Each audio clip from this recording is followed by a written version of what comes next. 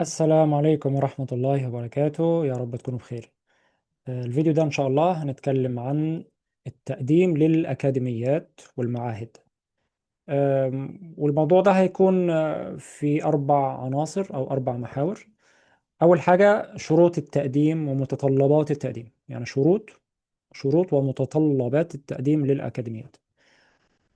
وده طبعا بيختلف من أكاديمية لأكاديمية. يعني مثلا لو أكاديمية لسه ناشئة لسه جديدة، طبعا بتعرض سعر يعني بسيط للطلاب عشان تبدأ تجذب طلاب، فبالتالي بيكون المقابل اللي بياخده المعلم قليل نسبيا، بيكون أقل من الطبيعي. يعني مثلا في أكاديميات بتبدأ من $2 ل $3، ده يعتبر سعر أقل، وغالبا بيكون أكاديميات ناشئة جديدة. طيب الأكاديميات دي ما بتطلبش يعني طلبات صعبة، بتكون بس محتاجة مدرس مثلا بيقرأ كويس، لو معهوش إجازة عادي ممكن يعدوها.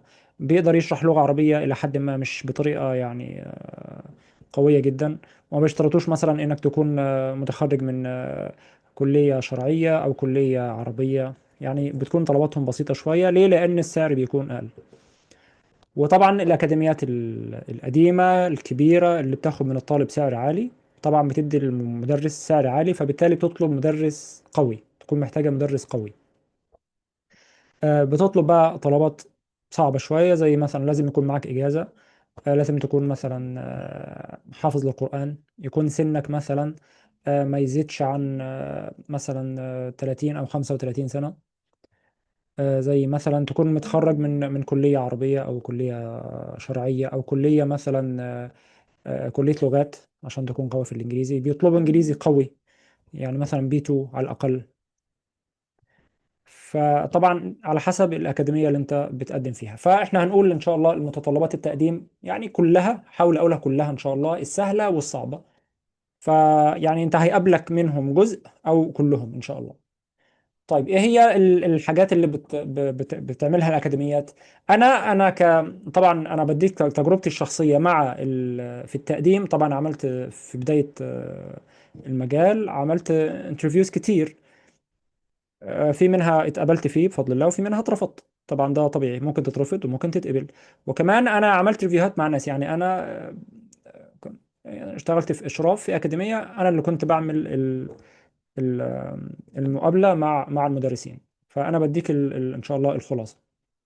طيب ايه اللي بيكون مطلوب في البدايه خالص عشان الاكاديميه تفلتر المعلمين؟ لان مثلا ممكن يطلب 10 فبيتقدم له 100 200 الف، فطبعا بيكون الموضوع شاق جدا. فبنعمل فلتره للمدرسين. فبنبعت مثلا فورم كده، بنطلب فيه شويه حاجات زي السيره الذاتيه، مثلا CV بتاعك بتبعته. بتقرا مثلا صفحة من القرآن عشان نقيم، عشان من البداية كده نبدأ نفلتر. يعني لو يعني سبحان الله احنا ممكن نطلب مثلا معلمين قرآن فيدخل ناس ما بيعرفوش يقرأوا قرآن أصلا. ندخل مثلا نطلب معلمين عربية، يدخل لك معلم قرآن بيقول لك أنا ما بعرفش أدرس عربي. فطبعا بيحصل من ده كتير. فبنضطر في الأول نفلتر جزء كبير من المعلمين اللي فيهم الشروط اللي احنا بنطلبها. بيدخلوا بقى في الانترفيو مع واحد بيسألهم فعلا في حاجات هنقولها دلوقتي. ففي البداية الأكاديمية بتطلب شوية حاجات، زي مثلا الCV بتاعك، عندك خبرة ولا لا، معاك إجازة ولا لا القرآن، درست لغة عربية قبل كده أو إسلامك أو قرآن ولا لا، أنت عايز تقدم في إيه. يعني ممكن تكون طالبة قرآن بس، قرآن وعربي وإسلامك. مثلا بتطلب منك قراءة جزء من القرآن، مش جزء يعني 8 أرباع، لا يعني صفحة مثلا أو نص صفحة من القرآن عشان يقيم قراءتك. بيطلب منك إذا كان طالب لغة عربية، بيطلب منك تشرح درس من كتاب العربية بين يديك مثلا. طبعا ده أشهر الكتب اللي موجودة ويعتبر أفضلهم يعني. بتشرح مثلا درس، وبتشرح درس في التجويد. يعني بتقرأ وتشرح درس في التجويد باللغة الإنجليزية عشان يقيم لغتك الإنجليزية. وكمان ممكن يقول لك عرف نفسك، أو عرف نفسك دي لا غالبا بتكون في الانترفيو. فبيطلب منك قرآن وبيطلب منك شرح درس تجويد. ولو هو طالب عربي بيطلب منك شرح درس عربي. كل ده بس بتسجله وتبعته عشان يبدأ يفلتر. والله انت كل الحاجات دي كويسة فيك تمام، خلاص بيبعت لك بعد كده يقول لك انت هعمل معاك انترفيو مثلا في الوقت كذا. طيب الانترفيو بقى بيمشي ازاي؟ برضو حسب الأكاديمية. يعني أكاديمية وده كمان ده كده ينقلنا للعنصر الثاني، ازاي تجهز نفسك للانترفيو. طيب تجهز نفسك ازاي؟ انت بدل عديت من الجزء الاول يبقى انت جاهز، خلاص معاك الاساسيات اللي انت تعدي بيها الانترفيو ان شاء الله. طيب اولا محتاج تبقى هادي، تبقى هادي خالص. طبعا ده شيء مقلق شوية انك تدخل مع واحد ويسألك وكده، ده شيء طبعا مرعب في البداية، بيكون مقلق جدا. فعادي، هو شخص زي زيك، بيكون غالبا شخص محترم جدا غالبا، وبيكون متعود على الموضوع ده، ده شغله، فالموضوع بسيط جدا. فادخل عادي، كل ما تكون ريلاكس كده وواثق من نفسك اصلا ده يديك فرصة احسن انك تتعدي الانترفيو. وقبلت تمام، ما قبلتش عادي خالص، ما تقلقش، في اكاديميات كتير طالبينك، فعايزك تكون هادي في الاول. طيب هتجهز ايه بقى؟ يفضل يعني انك تكون مجهز، ممكن تستخدمه ممكن لا، بس يفضل تجهزه. يفضل تكون مجهز شرح درس بالتجويد، درس تجويد باللغة الإنجليزية. تمام. النون الساكنة والتنوين، الميم الساكنة، أي درس. يا ريت تكون محضره، ويا ريت تكون مجهز ليه كمان شرح باوربوينت مثلا، بي دي اف، ايا كان. يا ريت تكون مجهزه كامل وعارف هتعمل ايه بالظبط، لان كتير بيطلب يقول لك اشرح لي مثلا درس من عندك. ممكن هو يقول لك اشرح لي درس كذا بالظبط، او يقول لك اشرح لي انت درس من عندك. فلو قال لك كده يبقى كويس، يبقى انت بتكون مجهز درس كويس. وتكون مجهز بقى اعداداتك، مثلا ملفات باوربوينت، ملف بي دي اف، تشرح الوايت بورد زي ما انت عاوز. وهيقول لك برضو اقرا، ممكن يقول لك اقرا مثلا نص صفحه من القران. وايه تاني؟ هتقرا جزء من القران وهتشرح درس تجويد. وهيقول لك في البدايه خالص، قبل ده كله اصلا ممكن يتكلم معاك عادي جدا. يقول لك عرفني نفسك، عندك خبره ولا لا، اشتغلت في اكاديميات تانية ولا لا مثلا، عشان يعرف خبرتك. ايه تاني؟ اظن دي معظم الاسئله اللي هسالك فيها. وفي النهايه هيقول لك بقى احنا ان شاء الله، اذا كان هو غالبا بيسجل اللقاء ده برضو عشان يعرضه مثلا على الاداره. وفي الاخر بيقول لك لو انت شرحك كويس وتمام، خلاص بتكمل ان شاء الله. واخر حاجه في اللغه العربيه طبعا بيقول لك اشرح لي درس مثلا من كتاب العربيه بين يديك لطالب مبتدئ مثلا. طبعا تكون محضر، تخش على تفتح الكتاب وتكون برضو محضر، يا ريت الباوربوينت يكون افضل، وتكون مجهز درس، تكون عارف هتعمل ايه بالظبط. ده ممكن نعمله فيديو تاني، ازاي تشرح درس من كتاب اللغة العربية، من كتاب العربية بين يديك مثلا لطالب مبتدئ أو متوسط أو متقدم. إن شاء الله نعمل لها فيديوهات تانية. فده كده بيكون نظام الانترفيو. يبقى احنا اتكلمنا عن شروط التقديم، واتكلمنا عن ازاي تجهز للانترفيو، وايه هي أسئلة الانترفيو أصلا.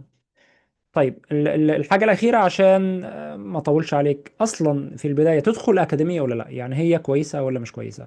إيه مميزات وعيوب الأكاديمية؟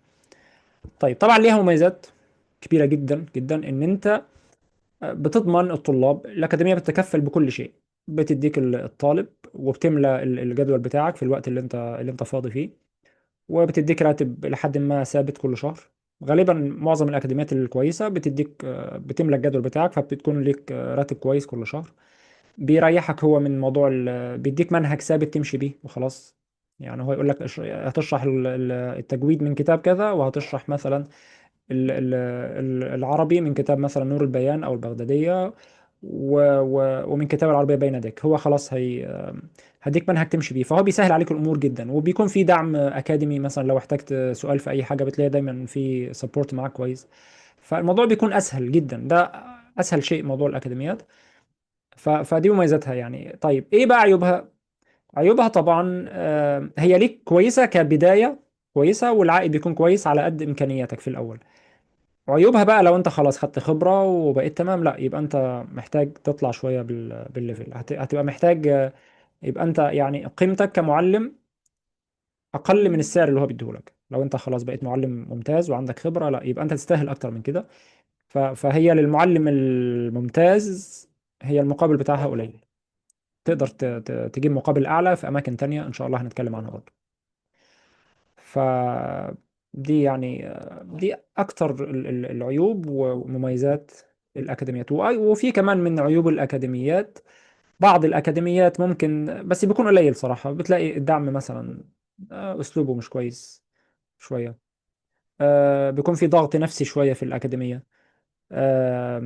بتلاقي في دايما حد بيحاسبك، يعني في دايما مشرف عليك بيقول لك والله انت الحصة دي دخلت متأخر ليه، الحصة دي الطالب اشتكى مثلا والله بيقول ده شرح مش كويس، فدي بتأثر نفسيا شوية يعني.